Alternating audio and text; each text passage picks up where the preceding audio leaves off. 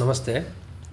ಇವತ್ತು ಮೆಡಿಟೇಷನ್ ಧ್ಯಾನದ ಬಗ್ಗೆ ಇರುವ ಕೆಲವೊಂದಷ್ಟು ವಿಷಯಗಳನ್ನು ಹೇಳಬೇಕು ಅಂತ ಈ ವಿಡಿಯೋ ಮಾಡ್ತಾಯಿದ್ದೀನಿ. ಯಾಕೆ ಅಂದರೆ ಇತ್ತೀಚೆಗೆ ನನ್ನ ಎಕ್ಸ್ಪೀರಿಯೆನ್ಸಲ್ಲಿ ನಾನು ನೋಡಿದಂಥದ್ದು, ಮೆಡಿಟೇಷನ್ ಅಥವಾ ಧ್ಯಾನ ಅಂದ ತಕ್ಷಣವೇ ಜನಗಳು ಅದನ್ನು ನೋಡೋ ರೀತಿ ಯಾವ ರೀತಿ ಬರುತ್ತೆ ಅಂದರೆ ಆಧ್ಯಾತ್ಮಿಕ. ಮೆಡಿಟೇಷನ್ ಅಂದರೆ ಸ್ಪಿರಿಚುವಲ್ ಮಾಡೋರಿಗೆ ಮಾತ್ರ, ದೇವರು ದಿಂಡ್ರು ದಾಟಿ ಹೋದವ್ರಿಗೆ ಮೆಡಿಟೇಷನ್ನು. ಈ ರೀತಿಯಾದಂಥ ಒಂದು ತಪ್ಪು ತಿಳುವಳಿಕೆ ಪೂರ್ತಿ ನಮ್ಮ ಸಮಾಜದಲ್ಲಿ ಸ್ಪ್ರೆಡ್ ಆಗಿಬಿಟ್ಟಿದೆ. ಏನಕ್ಕೆ ಇದು ಸ್ಪ್ರೆಡ್ ಆಗಿದೆ ಅಂದರೆ, ನಮ್ಮ ಭಾರತದಲ್ಲಿ ಅತಿ ಮುಖ್ಯವಾಗಿ ಇರೋದು ಆಧ್ಯಾತ್ಮಿಕವಾಗಿರೋದು. ನೀವು ವಿವೇಕಾನಂದ ಅವ್ರು ತೊಗೊಬೋದು, ರಾಮಕೃಷ್ಣ ಪರಮಹಂಸರನ್ನು ತೊಗೊಬೋದು, ರಮಣ ಮಹರ್ಷಿ, ಬುದ್ಧ, ಕೃಷ್ಣ, ರಾಮ.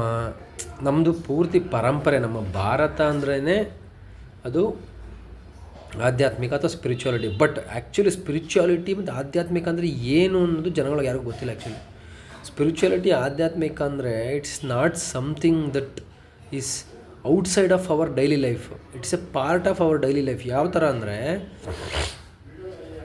ಫಂಡಮೆಂಟಲ್ಲಾಗಿ ನಮ್ಮ ಲೈಫ್ನ ನಾವು ಅರ್ಥ ಮಾಡಿಕೊಂಡಾಗ, ಹುಟ್ಟಿದಾಗ ನಾವು ಒಂದು ವಯಸ್ಸಿಗೆ ಬರೋ ತನಕ, ಒಂದು 10-12 ವರ್ಷ ತನಕ ನಾವು ಎಷ್ಟು ಖುಷಿಯಾಗಿ ಹ್ಯಾಪಿಯಾಗಿ ಚೆನ್ನಾಗಿರ್ತೀವಿ. ಏನಕ್ಕೆ ಅಂತಂದರೆ, ನಮ್ಮ ಅಪ್ಪ ಅಮ್ಮ ನಮಗೆ ದುಡಿದು ತಂದಾಗ್ತಿರ್ತಾರೆ, ತಿನ್ಕೊಂಡು ಆರಾಮಾಗಿರ್ತೀವಿ. ನಮಗೆ ನಾಳೆ ಬಗ್ಗೆ ಯೋಚನೆ ಇರೋಲ್ಲ, ನೆನ್ನೆ ಬಗ್ಗೆ ಚಿಂತೆ ಇರೋಲ್ಲ.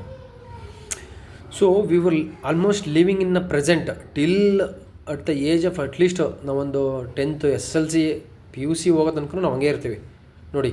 ಯಾಕೆಂದರೆ ನಮ್ಗೆ ಮೈಂಡಲ್ಲಿ ಏನೂ ಥಾಟ್ಸ್ ಬರ್ತಾ ಇರೋಲ್ಲ ಜಾಸ್ತಿ. ಬಟ್ ನಾವು ಯಾವಾಗ ನಮ್ಮ ಎಜುಕೇಷನ್ ಎಲ್ಲ ಮುಗಿಸಿ ಒಂದು ಕೆಲಸಕ್ಕೆ ಅಂತ ಬರ್ತೀವಿ, ಆವಾಗ ನಾವು we will expose to the outside world. ಅವಾಗ ಏನಾಗ್ಬಿಡುತ್ತೆ ಅಂದರೆ, ಈ ಸೋಷಿಯಲ್ ಕಂಪಲ್ಷನ್ಸು ಮತ್ತು ಇದರಿಂದ ನಾವು ಯಾವತ್ತೂ ಪ್ರೆಸೆಂಟಿಗೆ ಮತ್ತೆ ಬರೋದೇ ಇಲ್ಲ. ನಾವು ಯಾವಾಗಲೂ ಇನ್ನು ಫ್ಯೂಚರಲ್ಲಿ ಇರ್ತೀವಿ, ಇಲ್ಲ ಪಾಸ್ಟಲ್ಲಿ ಇರ್ತೀವಿ. ಅಂದರೆ ನೋಡಿ, ನೆಕ್ಸ್ಟ್ ಇವಾಗೇನೋ ಇರುತ್ತೆ ನಮ್ಮ ಹತ್ರ, ಬಟ್ ಅದನ್ನು ಖುಷಿ ಪಡ್ತಾ ಇರಲ್ಲ. ಬಟ್ ನಾಳೆ ಏನೋ ತೊಗೋಬೇಕು ಅಂತ ಅದ್ರ ಬಗ್ಗೆ ಚಿಂತೆ ಮಾಡ್ತಾ ಇರ್ತೀವಿ. ಬಟ್ ನಾಳೆನೋ ಆಗೋಗಿರೋದು ಅದ್ರ ಬಗ್ಗೆ ಯೋಚನೆ ಮಾಡ್ತಾ ಇರ್ತೀವಿ. ಈ ಮೆಡಿಟೇಷನ್ ಅನ್ನೋದು ಇಟ್ಸ್ ಆ ಪ್ರೋಸೆಸ್. ಈ ನೆನ್ನೆ ಬಗ್ಗೆ ಯೋಚನೆ ಮಾಡೋದು ಮತ್ತು ನಾಳೆ ಬಗ್ಗೆ ಚಿಂತೆ ಮಾಡೋ ಪ್ರೋಸೆಸ್ ಮಧ್ಯದಲ್ಲಿ ಬರೋವಂಥ ಒಂದು ವಸ್ತುನೇ ಮೆಡಿಟೇಷನು. ಏಕೆಂದರೆ ನಾವು ಡೈಲಿ ಲೈಫಲ್ಲಿ we are eating A food every day 3 times 4 times juice ಎಲ್ಲ ತಿಂತೀವಿ, ಎಲ್ಲ ಮಾಡ್ತೀವಿ. ಬಟ್ ಏನಕ್ಕೆ ಅದು ದೇಹಕ್ಕೆ ಹೋಗುತ್ತೆ. ಸೊ ನಾವು physical fitness is very important ಅಲ್ವಾ. ಸೊ ಸೆಕೆಂಡು, ನಾವು ಡೈಲಿ ಎದ್ದು ಸ್ನಾನ ಮಾಡ್ತೀವಿ. ಏನಕ್ಕೆ? ದಟ್ ಸೆಕೆಂಡ್ ನಾವು ದೇಹವನ್ನು ಸ್ವಚ್ಛವಾಗಿಟ್ಕೊಳ್ಳೋಕೆ ನಾವು ಸ್ನಾನ ಮಾಡ್ತೀವಿ, ಬ್ರಷ್ ಮಾಡ್ತೀವಿ, ಹಲ್ಲುಗಳು ಸ್ವಚ್ಛವಾಗಿಟ್ಕೋಬೇಕು ಅಂತಂದ್ಬಿಟ್ಟು. ಆಮೇಲೆ ನಾವು ಹಾಕೋ ಶೂಸ್ನ ನಾವು ಪಾಲಿಷ್ ಮಾಡಿಕೊಂಡು ಎಲ್ಲ ಮಾಡ್ಕೊಂಡು ಹಾಕೊತೀವಿ ಡೈಲಿ. ಸೊ ನೋಡಿ, ನಾವು ಉಪಯೋಗಿಸೋ ಎಲ್ಲ ವಸ್ತುಗಳನ್ನು ನಾವು ಇಷ್ಟು ಕೇರ್ ಇಟ್ಕೊಂಡು ನಾವು ಉಪಯೋಗಿಸ್ತಾ ಇದ್ದೀವಿ. ಬಟ್ ಒಂದೇ ಒಂದು ವಸ್ತುಗೆ ನಾವು ಕೇರ್ ಇಡ್ತಾ ಇಲ್ಲ, ಅಥವಾ ಅದು ನಾವು ಸರಿಯಾಗಿ ಹೆಂಗೆ ಉಪಯೋಗಿಸ್ಬೇಕು ಅಂತ ನಮಗೆ ಗೊತ್ತೇ ಇಲ್ಲ. ಆ್ಯಕ್ಚುಲಿ ಯಾರೂ ಹೇಳ್ಕೊಟ್ಟೇ ಇಲ್ಲ ಅದನ್ನ. ಹಾಗಾಗಿ ಇವತ್ತೇನಾಗಿದೆ, ಸಮಾಜದಲ್ಲಿ ಜನಗಳಲ್ಲಿ ಆ ಸಂತೋಷ ಅನ್ನೋದು ಹೊರಟೋಗಿದೆ. ಸಂತೋಷ ಅನ್ನೋದು ಅಂದರೆ ಯಾವ ರೀತಿ ಅಂದರೆ, ಒಂದು ಮೊಮೆಂಟ್ ಅವ್ರು ಖುಷಿಯಾಗಿರ್ತಾರೆ. ಆ ಮೊಮೆಂಟಲ್ಲಿ ಅದು ಯಾವಾಗ ಅಂದರೆ, ಯಾವುದೋ ಒಂದು ಎಕ್ಸ್ಟರ್ನಲ್ ಒಂದು ವಸ್ತುವನ್ನು ತಗೊಂಡಾಗ ಆ ಮೊಮೆಂಟಲ್ಲಿ ಖುಷಿ ಬರುತ್ತೆ. ಅದು ಆ್ಯಕ್ಚುಲಿ ಸಂತೋಷನೇ ಅಲ್ಲ. ಮನುಷ್ಯನಿಗೆ ಆ್ಯಕ್ಚುಲಿ ಸಂತೋಷ ಅನ್ನೋದು, ಅವನು ಸಂತೋಷನ ಶೇರ್ ಮಾಡಬೇಕು. ಅವನು ಬೇರೆ ಯಾವುದೋ ವಸ್ತುವಿಂದ ಸಂತೋಷವನ್ನು ಪಡ್ಕೊಳ್ಳೋ ಅಂಥ ಅನಿವಾರ್ಯ ಮನುಷ್ಯನಿಗಿಲ್ಲ ಆ್ಯಕ್ಚುಲಿ. ಯಾಕೆಂದರೆ ಸಂತೋಷ ಅಂದ್ರೆ ಮನುಷ್ಯ ಅದನ್ನು ಬೇರೆಯವ್ರಿಗೆ ಸ್ಪ್ರೆಡ್ ಮಾಡೋಷ್ಟು ಕೆಪಾಸಿಟಿ ಇರೋವಂಥ ಒಂದೇ ಒಬ್ಬ ಪ್ರಾಣಿ ಅಂದರೆ ಅದು ಮನುಷ್ಯ.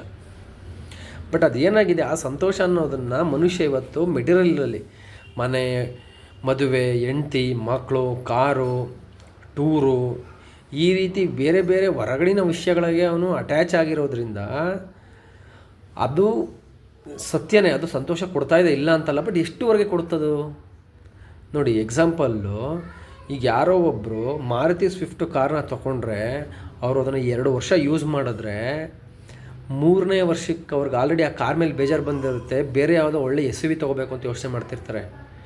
ಬಟ್ ಅಲ್ಲಿವರೆಗೆ ಹೋಗೋದು ಬೇಡ. ಆ 2 ವರ್ಷ ಗ್ಯಾಪಲ್ಲಿ ಅವ್ರ ಹೊಸ ಕಾರ್ನ EMI ಏನಾರು ಅವ್ರು ತೊಗೊಬಂದಿದ್ರೆ, ಅವ್ರು ತೊಗೊಂಬಂದು 3 ತಿಂಗಳಿಗೆ ಆ ಹೊಸ ಕಾರು ಅನ್ನೋ ಫೀಲಿಂಗ್ ಹೊಟ್ಟೋಗುತ್ತೆ. ಅದ್ರ ಪ್ರತಿ ತಿಂಗಳು EMI ಕಟ್ಟಬೇಕಾದ್ರೆ ಅವ್ರಿಗೆ ಅದು ಗೊತ್ತಾಗ್ತಾ ಇರುತ್ತೆ, ಸುಮ್ಮನೆ ಯಾಕಾರು ತಗೊಂಡು ಒಂದು ಸೆಕೆಂಡ್ ಹ್ಯಾಂಡ್ ಕಾರ್ ತೊಗೊಂಡಿದ್ರೆ ಆಗಿರೋದು ನನ್ನ ಹತ್ರ ಇದ್ದಿದ್ದು ದುಡ್ಡಲ್ಲಿ ಅಂತ ಅನಿಸುತ್ತೆ.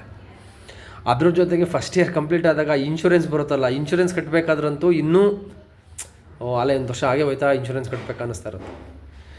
ಬಟ್ ಯಾರಿಗೆ ಈ ಒಂದು ಎಂಡ್ ಆಫ್ ದ ಡೇ ಆ ಕಾರಿನ ಮುಖಾಂತರ ಅವ್ರಿಗೆ ಬೇಕಾಗಿರೋದು ಸಂತೋಷನೇ. ಅಂದರೆ ಆ ಕಾರ್ ಓಡಿಸೋದ್ರೆ ನನಗೇನೋ ಒಂದು ಖುಷಿ ಸಿಗುತ್ತೆ. ಆ ಖುಷಿಗೋಸ್ಕರನೇ ಕಾರ್ ತೊಗೊಳ್ಳೋದು.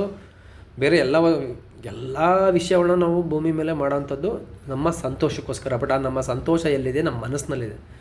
ನಮ್ಮ ಮನಸ್ಸೆಲ್ಲಿದೆ? ನಾವೆಲ್ಲ ಅಂದ್ಕೊಂಡಿರೋದು ನಮ್ಮ ಮನಸ್ಸು ಅಂದರೆ ಈ ಬ್ರೈನು ಇದು ಅಂತ ಅಂದ್ಕೊಂಡಿದ್ದೀವಿ. ಆ್ಯಕ್ಚುಲಿ ನಮ್ಮ ಮನಸ್ಸು ನಮ್ಮ ದೇಹದ ಒಳಗಡೆ ಇಲ್ಲ. ಅದು it is outside of our physical existence.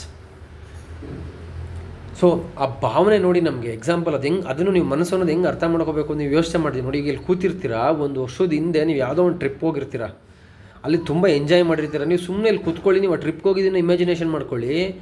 ನಿಮ್ಮ ಮನಸ್ಸು ಆ ಜಾಗಕ್ಕೆ ಹೋಗಿರುತ್ತೆ. ನೀವು ಆ ಜಾಗದಲ್ಲಿ ಏನು ಎಂಜಾಯ್ಮೆಂಟ್ ಮಾಡಿದ್ರಿ, ಹೆಂಗೆ ಯಾವ್ಯಾವ ವಸ್ತು ಏನೇನು ನೋಡಿದ್ರಿ, ನೀವು ಅಲ್ಲಿ ಏನೇನು ಪರ್ಚೇಸ್ ಮಾಡಿದ್ರಿ, ಅಲ್ಲಿ ಆ ಖುಷಿಗೆ ನಿಮ್ಗೆ ಏನೇನು ಕಾರಣ ಆಗಿದೆ ಅದೆಲ್ಲ ನಿಮ್ಗೆ ಈಸಿಯಾಗಿ ನೆನಪಾಗುತ್ತೆ. ಅದರ ಅರ್ಥ ನಿಮ್ಮ ಮನಸ್ಸು ಆ್ಯಕ್ಚುಲಿ ಇಲ್ಲಿ ನೀವು ದೇಹದೊಳಗಡೆ ಇಲ್ಲ, ಅದು it is in outside. It can able to travel to that 1 year old. ಯಾವುದೋ ಒಂದು ನೀವು ದೇಶಕ್ಕೆ ಹೋಗಿದೆ, ಆ ದೇಶದಲ್ಲಿ ನೀವೇನೇನು ಎಂಜಾಯ್ ಮಾಡಿದ್ರಿ ಅಂತ ನೀವು ಇಮ್ಯಾಜಿನೇಷನ್ ಮಾಡ್ಕೊಳ್ಳೋ ಕೆಪಾಸಿಟಿ ಇದೆ, ಅದು ಮನಸ್ಸು. ಆ ಮನಸ್ಸನ್ನ ಹೆಂಗೆ ಉಪಯೋಗಿಸ್ಕೋಬೇಕು ಅನ್ನೋದು ನಮ್ಗೆ ಯಾರಿಗೂ ಗೊತ್ತಿಲ್ಲ. ಅದರಿಂದ ಇವತ್ತು ಮನುಷ್ಯನಿಗೆ ಯಾವತ್ತೂ ಇಲ್ಲದೆ ಹಿಂದೆ ನಮ್ಮ ಯಾವುದೇ ಜನ್ರೇಷನ್ ಅವರು ನೋಡದೇ ಇರೋಂತಹ ಸಂತೋಷ, ಖುಷಿ, ಟೆಕ್ನಾಲಜಿ, ಸೈನ್ಸು, ಡೆವಲಪ್ಮೆಂಟ್ ಇವತ್ತಿದೆ. ಬಟ್ ಅದು ಎಕ್ಸ್ಟರ್ನಲ್ ಆಗಿದೆ, ಬಟ್ ಒಳಗಡೆ ಇಲ್ಲ. ಒಳಗಡೆ ಆ ಕಂಟೆಂಟ್ಮೆಂಟು, ಆ ಹ್ಯಾಪಿನೆಸ್ಸು, ಆ ಖುಷಿ ಅನ್ನೋದು ಇವತ್ತು ಮನುಷ್ಯನಿಗಿಲ್ಲ. ಬಟ್ ಅದೇ ನೀವು ಒಂದು ಸ್ಟೆಪ್ ಹಿಂದೆ ಹೋಗಿ ನಿಮ್ಮ ಅಜ್ಜಿ, ತಾತ ಮತ್ತು ನಿಮ್ಮ ಹಿರಿಕರು ಯಾರೋ ಹಳ್ಳಿಗಳಲ್ಲಿದ್ದರು, ಜೀವನ ಮಾಡ್ತಾಯಿದ್ರು, ಅವ್ರನ್ನ ಹೋಗಿ ಚೆಕ್ ಮಾಡಿ ನೋಡ್ಕೊಳ್ಳಿ. They are more contented than us as a generation. ಯಾಕೆ ಅಂದರೆ ನನಗೆ ತುಂಬ ಚೆನ್ನಾಗಿ ನೆನಪಿದೆ, ನಮ್ಮ ತಾತ ಯಾವಾಗಲೂ ಹೇಳ್ತಾಯಿದ್ರು. ನಾನು ಮತ್ತು ನನ್ನ ತಮ್ಮ ಇಬ್ಬರಿದ್ವಿ ನಾವು. ನಾನು ಬೆಂಗಳೂರಿಗೆ ನಾನು ಇಂಜಿನಿಯರಿಂಗ್ ಮುಗಿಸಿ ಕೆಲಸಕ್ಕೆ ಬೆಂಗಳೂರಿಗೆ ಬರಬೇಕಾರೋ ಟೈಮಲ್ಲಿ ನಮ್ಮ ತಾತ ಹೇಳ್ತಾಯಿದ್ರು, ಇಬ್ಬರು ಹೋಗ್ಬೇಡಿ ಬೆಂಗಳೂರಿಗೆ, ಒಬ್ಬರು ಊರಲ್ಲಿರಿ, ಒಬ್ಬರು ಜಮೀನಲ್ಲಿ ಕೆಲಸ ಮಾಡ್ಕೊಂಡಿರಲಿ, ನೀನು ಒಬ್ಬ ಹೋಗಪ್ಪ ಸಾಕು, ಇಬ್ಬರು ಹೋಗ್ಬೇಡಿ ಬೆಂಗಳೂರಿಗೆ. ಇಲ್ಲಿ ಗೈಕೊಂಡು ತಿನ್ನೋಕ್ಕೆ ಬೇಡವಾ ನಮಗೆ ತಿನ್ನೋಕ್ಕೆ ಮೇಯ್ನ್ ಬೇಕಾಗಿರೋದೆ ಊಟ, ನಿದ್ದೆ, ನೆಮ್ಮದಿ, ಸಂತೋಷ. ಅದು ಇಲ್ಲೇ ಸಿಗ್ತದೆ ಮನುಷ್ಯನಿಗೆ. ನೀನು ಬೆಂಗಳೂರಿಗೆ ಹೋಗಿ ಸಂಪಾದನೆ ಮಾಡಿಬಿಟ್ರು, ನೀನು ಇಷ್ಟು ಸಂಪಾದನೆ ಮಾಡಿದ್ರು ಅದ್ರಲ್ಲಿ ಸಿಗಲ್ಲ, ಇಲ್ಲೇ ಇದೆ ಅದು. ಬಟ್ ಓಕೆ, ದುಡ್ಡು ಬೇಕು, ಸಂಪಾದನೆ ಮಾಡಬೇಕು, ಇವತ್ತಿನ ಜೀವನ ಮಾಡೋಕ್ಕೆ ಬೇಕು, ಹೋಗು ಅಂತ ಹೇಳ್ಬಿಟ್ಟು ಅವರು ಕಳಿಸ್ತಾರೆ. ಹಾಗಾಗಿ ನಮ್ಮ ತಾತ ಹೇಳಿದ ವಿಷಯ ನಮಗೆ ಯಾವಾಗಲೂ ಅವಾಗ ಅನ್ನಿಸ್ತಾ ಇರೋದು. ಅವಳು ನಮ್ಮ ತಾತ ಅವತ್ತು ಹೇಳಿದ್ರು ಅಂತ ನಮ್ಗೆ ಇವಾಗ ಅದು ಅರ್ಥ ಆಗ್ತಾ ಇದೆ. ಆ್ಯಕ್ಚುಲಿ ನಮಗೆ ಬೇಕಾಗಿರೋದು ಸಂತೋಷ, ನೆಮ್ಮದಿ, ಶಾಂತಿ. ಬಟ್ ಅದನ್ನು ನಾವು ದುಡ್ಡಲ್ಲಿ ಹುಡುಕ್ತಾ ಇದ್ದೀವಿ, ಅದಕ್ಕೋಸ್ಕರ ನಾವು ಹಿಂಗೆ ಸುತ್ತಾ ಇದ್ದೀವಿ ಬಿಟ್ಟರೆ. ಬಟ್ ನಮ್ಗೆ ಆ್ಯಕ್ಚುಲಿ ಬೇಕಾಗಿರೋದು ನಮ್ಗೆ ಸಿಕ್ಬಿಟ್ರೆ ನಮ್ಮ ಹತ್ರ ಏನಿರುತ್ತೆ ಅದರಲ್ಲೇ ನಾವು ತುಂಬ ಖುಷಿಯಾಗಿ, ನೆಮ್ಮದಿಯಾಗಿ, ಸಂತೋಷವಾಗಿ ನಾವು ಜೀವನ ಮಾಡ್ಬೋದು. ಅದನ್ನು ನಮಗೆ ಬೇಕಾಗಿರೋ ನಿಜವಾದ ಸಂತೋಷವನ್ನು ಕಂಡು ಹಿಡ್ಕೊಳ್ಳೋಕ್ಕಿರೋವಂಥ ಒಂದೇ ಒಂದು ವಸ್ತು, ಅದು ಧ್ಯಾನ. ನಾವು ದೇವಸ್ಥಾನಕ್ಕೆ ಹೋಗ್ಬೋದು, ಪೂಜೆ ಮಾಡ್ಬೋದು, ಜಪ ಮಾಡೋದು, ಇವೂ ವರ್ಕ್ ಆಗುತ್ತೆ, ಇಲ್ಲ ಅಂತಲ್ಲ. ಬಟ್ ಅದು external, that's again same as external influence. But ಈ ಮನಸ್ಸು ಅನ್ನೋದು ನಿಮ್ಮ ಒಳಗಡೆ ಇರೋ ವಿಷಯ. ಅದು ನಾವು ಅದನ್ನು ಒಳಗಡೆಯಿಂದ ನಾವು ಶುದ್ಧ ಮಾಡ್ಕೊಬೇಕು. ಈ ಎಕ್ಸಾಂಪಲ್ ನೋಡಿ, ಪಾತ್ರೆ ಮಾಡ್ತೀವಿ, ಪಾತ್ರೆ ತೊಗೊಂಡು ಅಡುಗೆ ಮಾಡ್ತೀವಿ. ನೆಕ್ಸ್ಟು ಮತ್ತೆ ಆ ಪಾತ್ರೆ ನಾವು ಅಡುಗೆ ಮಾಡಬೇಕು ಅಂದರೆ ಅದನ್ನು ನಾವು ತೊಳಿತೀವಲ್ವ. ಅದೇ ರೀತಿ ನಾವು ಪ್ರತಿದಿನ ಈ ದೇಹ, ಈ ಮನಸ್ಸು, ಆ ಥಾಟ್ಸ್ ಕ್ರಿಯೇಟ್ ಮಾಡೋದು. ಹಿಂಗೆ ನಾನು ಇವಾಗ ಮಾತಾಡ್ತಿರ್ಬೇಕು ಅಂದರೆ ನನಗೆ ಏನೋ ಒಂದು ಥಾಟ್ಸ್ ಒಳಗಡೆ ಕ್ರಿಯೇಟ್ ಆಗ್ತಾಯಿದೆ. ಅದು ಹೆಂಗೆ ಮಾತಾಡ್ತಾ ಇದ್ದೀನಿ ನನಗೆ ಗೊತ್ತಿಲ್ಲ, ನನಗಿದು ಮಾತಾಡಬೇಕು ಅಂತ ಅನ್ನಿಸ್ತು ಮಾತಾಡ್ತಾಯಿದ್ದೀನಿ. There is no predefined plan ಅಥವಾ ಏನೋ ಬರೆದಿಟ್ಕೊಂಡು ನಾನೇನೋ ಮಾತಾಡ್ತಾ ಇಲ್ಲ, ಇಟ್ಸ್ ಕಮಿಂಗ್. ಆ ರೀತಿ ಇದನ್ನು ನಾವು ದಿನ ಉಪಯೋಗಿಸ್ತಾ ಇದ್ದೀವಿ. ಇದನ್ನು ನಾವು ಶುದ್ಧ ಮಾಡ್ಕೊಳ್ಳೋಲ್ಲ. ನೋಡಿ, ದೇಹಕ್ಕೆ ಸ್ನಾನ ಮಾಡಿಸಿದ್ವಿ, ಹಲ್ಲುಜ್ಜಿದ್ವಿ, ಶೂಗೆ ಪಾಲಿಷ್ ಮಾಡಿದ್ವಿ, ಬೇರೆ ಊಟ ಮಾಡಿದ್ವಿ, 3 ಹೊತ್ತು ಎಲ್ಲ ಮಾಡ್ತಾಯಿದ್ವಿ. ಬಟ್ ಮನಸ್ಸಿಗೆ ನಾವೇನು ಮಾಡ್ತಾಯಿದ್ದೀವಿ? ನಾವು ಮನಸ್ಸಿಗೆ ಏನೂ ಮಾಡ್ತಾಯಿಲ್ಲ. ಆ ಮನಸ್ಸಿಗೆ ಬೇಕಾಗಿರುವಂಥ ಔಷಧಿನೇ ಈ ಧ್ಯಾನ. ಈ ಧ್ಯಾನಗಳನ್ನು ಬೇರೆ ಬೇರೆ ರೀತಿ ಎಲ್ಲ ಮಾಡಿಕೊಂಡು ಬೇರೆ ಬೇರೆ ರೀತಿ ಏನೇನೋ ಮಾಡ್ಕೊಂಡಿದ್ದಾರೆ. ದಟ್ ಇಸ್ ಓಕೆ, ಅದನ್ನು ತಪ್ಪು ಅಂತ ಹೇಳೋಕ್ಕಾಗಲ್ಲ. ಅದು ಬೇರೆ ಬೇರೆ ಉದ್ದೇಶಗಳು ಇರ್ತವೆ. ಈಗ ಯಾರಿಗೂ ಮೈಂಡ್ ಫೋಕಸ್ ಮಾಡಬೇಕು ಅಂತಿರುತ್ತೆ, ಇನ್ನು ಕೆಲವ್ರಿಗೇನೋ ಬೇರೆ ಹೆಲ್ತ್ ಪ್ರಾಬ್ಲಮ್ಸ್ ಇರುತ್ತೆ, ಬೇರೆ ಯಾರೋ ಆ್ಯಂಗ್ಸೈಟಿ, ಡಿಪ್ರೆಷನ್ ಅಂತ ಇರ್ತದೆ, ಅಂಥವ್ರಿಗೆ ಏನೇನೋ ಮಾಡ್ಕೊಂಡಿದ್ದಾರೆ. ಬಟ್ ನೋಡಿ, ಧ್ಯಾನ ಅನ್ನೋದು ಈಗೇನು ಇಲ್ಲಿ ನೋಡಿ, ಆ್ಯಂಗ್ಸೈಟಿ, ಡಿಪ್ರೆಷನ್ ಏನೋ ಫ್ಯಾಮಿಲಿ ಪ್ರಾಬ್ಲಮ್ ಇರೋರಿಗಲ್ಲ. ಇದು ಪ್ರತಿಯೊಬ್ಬರಿಗೂ ಬೇಕಾಗಿರೋಂಥ ವಿಷಯ. ಪ್ರತಿಯೊಬ್ಬರು ಕೂಡ ಯಾರು ಉಸಿರಾಡ್ತಾ ಇದ್ದಾರೆ ಅವರೆಲ್ಲ ಧ್ಯಾನಿಗಳೇ. ಬಟ್ಟು ಅವೇರ್ನೆಸ್ ಇಲ್ಲದೇ ಇರೋ ಧ್ಯಾನಿಗಳಷ್ಟೇ. ಅದು ಸಿಂಪಲ್ ಎಕ್ಸಾಂಪಲ್ ನೋಡಿ, ನಾನು ಈಗ ಮಾತಾಡ್ತೇನೆ, ಉಸಿರಾಡ್ತಾ ಇದ್ದೀನಿ ನೋಡಿ, ನಾವು ಉಸಿರು ನಿಲ್ಸಿ ನಾನು ಮಾತಾಡೋಕ್ಕಾಗಲ್ಲ. ನಿಮಗೆ ಎರಡೂ ಕೆಲಸ ಪ್ಯಾರಲಾಗಿ ಆಗ್ತಾಯಿದೆ. ಅದೇ ರೀತಿ ಧ್ಯಾನ ಅನ್ನೋದನ್ನು ಅಟ್ಲೀಸ್ಟ್ ದಿನದಲ್ಲಿ 1 hour ಅಥವಾ 20 ನಿಮಿಷನ ಎಷ್ಟಾಗುತ್ತೋ ಅಷ್ಟು ನಾವು ಒಂದು ಕಡೆ ಕೈಕಾಲು ಚಕ್ಕಬಟ್ಟೆ ಹಾಕ್ಕೊಂಡು ಸ್ಟ್ರೈಟಾಗಿ ಕೂತ್ಕೊಂಡು ಅದನ್ನ ಉಸಿರಾಡೋದು. ನಾವು ಏನೂ ಮಾಡಬೇಕಾಗಿಲ್ಲ, ಜಸ್ಟ್ ಸುಮ್ಮನೆ ಕೂತ್ಕೋಬೇಕು, ರಿಲ್ಯಾಕ್ಸ್ ಮಾಡಬೇಕು ಬಾಡಿನ. ನಾವು ಉಸಿರಾಡ್ತಾ ಇರ್ತೀವಿ, ಆ ಉಸಿರಿನ ಮೇಲೆ ಗಮನ ಹೋಗುತ್ತೆ ಅಷ್ಟೇ. ಈಗ ನಮಗೆ ನೋಡಿ ಮಾತಾಡಬೇಕಾದ್ರೆ ಉಸಿರು ಮೇಲೆ ಗಮನ ಮಾಡೋಕ್ಕಾಗಲ್ಲ ಅದು, ಯಾಕೆಂದರೆ I am breathing by default. It's A manufactured from the god when I god created on this earth. ನನ್ನ ಜೊತೆನೇ ಅದು ನನಗೆ ಈ ಸೃಷ್ಟಿ ಅಥವಾ ಈ ಪ್ರಕೃತಿಯಿಂದ ಬಂದಿರೋಂಥ ಒಂದು ಕ್ರಿಯೆ. ಅದನ್ನು ನಾನು ಮನಸ್ಸು ಮಾಡಿದ್ರೆ ಬೇಕಾದ್ರೆ ಸ್ಟಾಪ್ ಮಾಡ್ಬೋದು, ನೋಡಿ ನಿಲ್ಲಿಸ್ಬೋದು, ಬೇಕು ಅಂದರೆ ಬಿಡ್ಬೋದು. ಸೊ ಇದೊಂದೇ ಒಂದು ಐಚ್ಛಿಕ ಮತ್ತು ಅನೈಚ್ಛಿಕ ಕ್ರಿಯೆಯಲ್ಲಿ ಇರೋವಂಥ ವಸ್ತು. ಅದೇ ಕಿಡ್ನಿ ನೀವು ಸ್ಟಾಪ್ ಮಾಡೋಕ್ಕಾಗತ್ತಾ? ಅದೇ ಹಾರ್ಟನ್ನು ನೀವು ಸ್ಟಾಪ್ ಮಾಡೋಕ್ಕಾಗತ್ತಾ? ಆಗಲ್ಲ. ಸೊ ಅದೇ ರೀತಿ ಇದನ್ನು ನಾವು ಡೈಲಿ ಅಬ್ಸರ್ವ್ ಮಾಡ್ತಾ ನಮಗೆ ಒಂದು ಒಳಗಡೆಯಿಂದ ಒಂದು ಶಾಂತಿ, ನೆಮ್ಮದಿ ಸಿಕ್ಕಿದಾಗ ಆ ಧ್ಯಾನದ ಇಂಪಾರ್ಟೆನ್ಸ್ ನಮ್ಗೆ ಅರ್ಥ ಆಗುತ್ತೆ.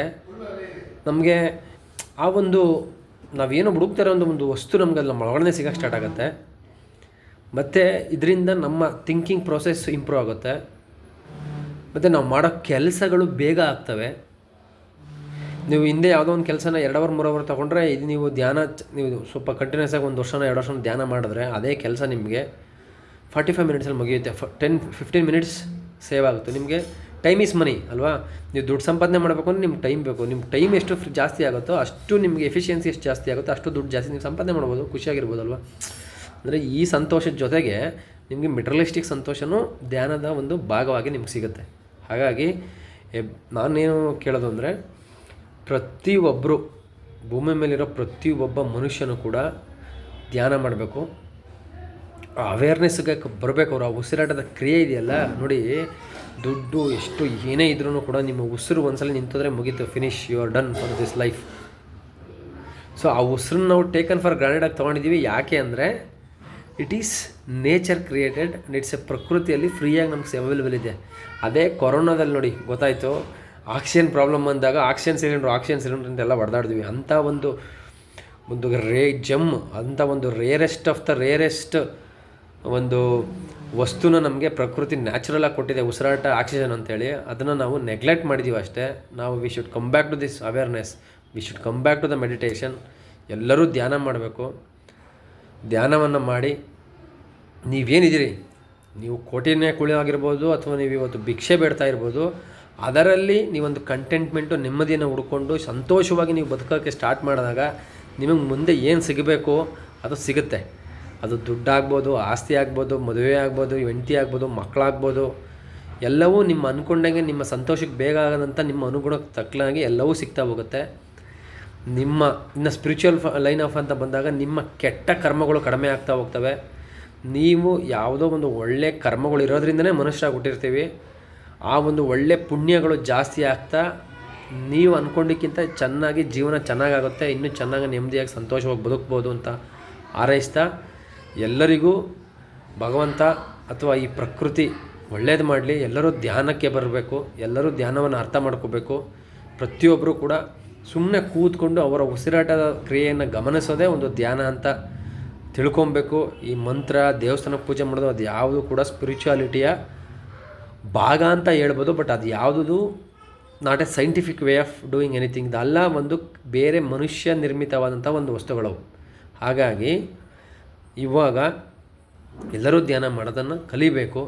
ಅದ್ರ ಜೊತೆಗೆ ಡಿಸೆಂಬರ್ 21 ಭಾರತ ಒಂದು ಯುನೈಟೆಡ್ ನೇಷನ್ಸ್ ಜೊತೆಗೆ ಸೇರಿ ವರ್ಲ್ಡ್ ಮೆಡಿಟೇಷನ್ ಡೇ ಅಂತ ಡಿಸೆಂಬರ್ 21 ಕೂಡ ಅನೌನ್ಸ್ ಮಾಡಿದೆ. ಸೊ ನಾವು ಭಾರತೀಯರು ಯೋಗಕ್ಕೆ ಎಷ್ಟು ನಾವು ಇಂಪಾರ್ಟೆನ್ಸ್ ಕೊಡ್ತೀವಿ ಅಂದರೆ ಫಿಸಿಕಲ್ ಎಕ್ಸಸೈಸ್, ಯೋಗಗಳು, ಪ್ರಾಣಾಯಾಮಕ್ಕೆ, ಅದೇ ರೀತಿ ಧ್ಯಾನಕ್ಕೂ ನಾವು ಇಂಪಾರ್ಟೆನ್ಸ್ನ ಕೊಟ್ಟು ನಮ್ಮ ಜೀವನದ ಒಂದು ಕ್ರಿಯೆಯನ್ನಾಗಿ ಧ್ಯಾನವನ್ನು ನಾವು ಅಳವಡಿಸ್ಕೊಬೇಕು. ಯಾಕೆಂದರೆ ನೀವು ಇನ್ನೂ ಒಂದು ಡೀಪರ್ ಲೆವೆಲಲ್ಲಿ ಹೋಗಿ ನೋಡಿದ್ರೆ ಈ ಸ್ಪಿರಿಚುವಲ್ ಲೈನಲ್ಲಿ ಇರೋರಿಗೆ ಅದು ಗೊತ್ತಿರುತ್ತೆ. ಭಾರತದಲ್ಲಿ ಹುಟ್ಟೋದೇ ಒಂದು ದೊಡ್ಡ ಪುಣ್ಯ. ಏಕೆಂದರೆ ಇಡೀ ಭೂಮಂಡಲದಲ್ಲಿ ಒಂದು ಧರ್ಮ ಅಥವಾ ಕರ್ಮದ ಒಂದು ಜಾಗ ಅಂತ ಏನಾದರೂ ಇದ್ದರೆ ಅದು ಭಾರತ ಮಾತ್ರ. ಏಕೆಂದರೆ ಭಾರತದಲ್ಲೇ ಎಲ್ಲ ಋಷಿಮುನಿಗಳು ಹುಟ್ಟಿರೋವಂಥದ್ದು, ಭಾರತದಲ್ಲೇ ಎಲ್ಲ ಬುದ್ಧರುಗಳು ಹುಟ್ಟೋದು, ಭಾರತದಲ್ಲೇ ರಾಮ, ಕೃಷ್ಣ ಅಂತ ದೊಡ್ಡ ದೊಡ್ಡ ಸಂತರು ಮತ್ತು ದೊಡ್ಡ ಮಹರ್ಷಿಗಳು, ಋಷಿಗಳು, ಬಿಯಾಂಡ್ ದಿ ವರ್ಡ್ಸ್ ಅಂತ ಒಂದು ಏನು ಇದೆ ಅದೆಲ್ಲ ಆ ಡಿವೈನ್ ಪರ್ಸನಾಲಿಟೀಸ್ ಎಲ್ಲ ಭಾರತದಲ್ಲೇ ಜನ್ಮ ತಗೊಳ್ಳೋದು. ಅವರು ಆದ್ದರಿಂದ ಭಾರತ ಅನ್ನೋ ಒಂದು ಭೂಮಿಗೆ ಅಷ್ಟು ಬೆಲೆ ಇದೆ. ಬಟ್ ಇತ್ತೀಚೆಗೆ ಲಾಸ್ಟ್ ಒಂದು 25-30-40 ವರ್ಷಗಳಲ್ಲಿ ಈ ಗ್ಲೋಬಲೈಸೇಷನ್ ಅನ್ನೋ ಹೆಸರಲ್ಲಿ ನಮಗೆ ವೆಸ್ಟ್ಗೆ ನಾವು ತುಂಬ ಎಕ್ಸ್ಪೋಸ್ ಆಗಿರೋದ್ರಿಂದ ಇವತ್ತು ನಾವು ಈ ಕಡೆ ಆ ಕಡೆ ಈ ಕಡೆ ಪಾಶ್ಚಿಮಾತ್ಯರು ಅಲ್ಲ, ಈ ಕಡೆ ಮೂಲ ಭಾರತೀಯರು ಅಲ್ಲ. ಒಂದು ರೀತಿ ಎಡಬಿಡಂಗಿ ಪ್ರೇತಾತ್ಮಗಳ ರೀತಿ ನಮ್ಮ ಬದುಕಾಗೋಗಿದೆ. ಹಾಗಾಗಿ ಅಟ್ಲೀಸ್ಟು ನಮ್ಮ ಸ್ನೇಹಿತರುಗಳು, ನಮ್ಮ ಎಲ್ಲ ಬಂಧು ಮಿತ್ರರುಗಳು ಧ್ಯಾನವನ್ನು ನಿತ್ಯ ಜೀವನದಲ್ಲಿ ಅಳವಡಿಸ್ಕೊಂಡು ಅದರ ಪ್ರಯೋಜನವನ್ನು ಪಡೆದುಕೊಂಡು ಇರುವುದರಲ್ಲಿ ನೆಮ್ಮದಿಯನ್ನು ಕಾಣಿಸ್ತಾ ಬದುಕೋದನ್ನು ಕಲಿತ್ರೆ ಮುಂದೆ ಏನು ಸಿಗಬೇಕು ಅದು ಕೂಡ ಮೆಟೀರಿಯಲಿಸ್ಟಿಕ್ಕಾಗೂ ಕೂಡ ಏನು ಸಿಗಬೇಕು ಅದು ಸಿಗುತ್ತೆ. ಅದು ಒಳ್ಳೆಯದಾಗತ್ತೆ, ಎಲ್ಲರಿಗೂ ಒಳ್ಳೆಯದಾಗಲಿ.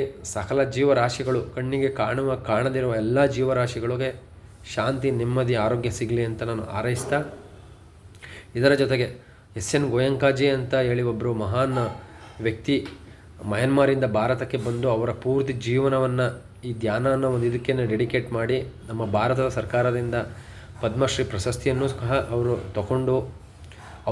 ಅಂದರೆ ಆ ಪ್ರಶಸ್ತಿಗೆ ಒಂದು ಬೆಲೆ ಬಂದಿದ್ದೆ ಅಂಥವ್ರಿಗೆ ಅಂಥ ಸಂತ ಪುರುಷರು ಕೊಟ್ಟಾಗ ಅವರು ದಮ್ಮ ಅನ್ನೋ ಒಂದು ಸಂಸ್ಥೆ ಮುಖಾಂತರ www.dhamma ಅನ್ನೋ ಒಂದು ಸಂಸ್ಥೆ ಮುಖಾಂತರ 10 ದಿನಗಳ ಧ್ಯಾನ ಶಿಬಿರವನ್ನು ಅವರು ನಡೆಸ್ತಾ ಇದ್ದಾರೆ. ಎಲ್ಲರೂ ಕೂಡ ಅದರಲ್ಲಿ ಭಾಗವಹಿಸಬೇಕು. ಅದು ನಿಮ್ಮ ಒಂದು ಜೀವನ, ನಮ್ಮದೇನು ಒಂದು 60-70 ವರ್ಷದ ನಮ್ಮದು ಜೀವನ ಇದೆ, ಅದರಲ್ಲಿ ಅಮೂಲ್ಯವಾದ 10 ದಿನವನ್ನು ಅಲ್ಲಿ ಸ್ಪೆಂಡ್ ಮಾಡಬೇಕು. ಜನ ಆ ಧ್ಯಾನವನ್ನು ಅರ್ಥ ಮಾಡ್ಕೊಬೇಕು.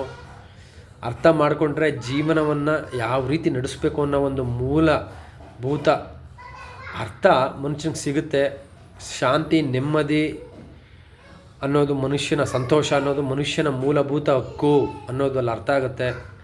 ಅದನ್ನು ನಾವು ಈ ಹೊರಗಡೆ ವಸ್ತುಗಳಲ್ಲಿ ಯಾವ ರೀತಿ ಹುಡುಕಿ ನಮ್ಮ ನೆಮ್ಮದಿನ ನಾವು ಹಾಳು ಮಾಡ್ಕೊತಾ ಇದ್ದೀವಿ, ಆ ಒಂದು ಸೀಕ್ರೆಟ್ ಅರ್ಥ ಆಗುತ್ತೆ. ಎಲ್ಲರೂ ಹೋಗಬೇಕು. ಶಾಂತಿ, ನೆಮ್ಮದಿ, ಸಂತೋಷದಿಂದ ಪ್ರತಿಯೊಬ್ಬರು ಭೂಮಿ ಮೇಲಿರೋ ಜೀವಿಗಳು ಬದುಕಬೇಕು ಅನ್ನೋದು ನಮ್ಮ ಒಂದು ಆಶಯ. ಧನ್ಯವಾದಗಳು. ಎಲ್ಲರಿಗೂ ಒಳ್ಳೆಯದಾಗಲಿ. ಎಲ್ಲ ಸಕಲ ಜೀವರಾಶಿಗಳಿಗೂ ಶಾಂತಿ, ನೆಮ್ಮದಿ, ಸಂತೋಷ, ಆರೋಗ್ಯ ಎಲ್ಲವೂ ಸಿಗಲಿ. ನಮೋ ಬುದ್ಧಾಯ. ಓಂ ನಮಃ ಶಿವಾಯ. ಭಾರತ ಮಾತೆಗೆ ಜಯವಾಗಲಿ.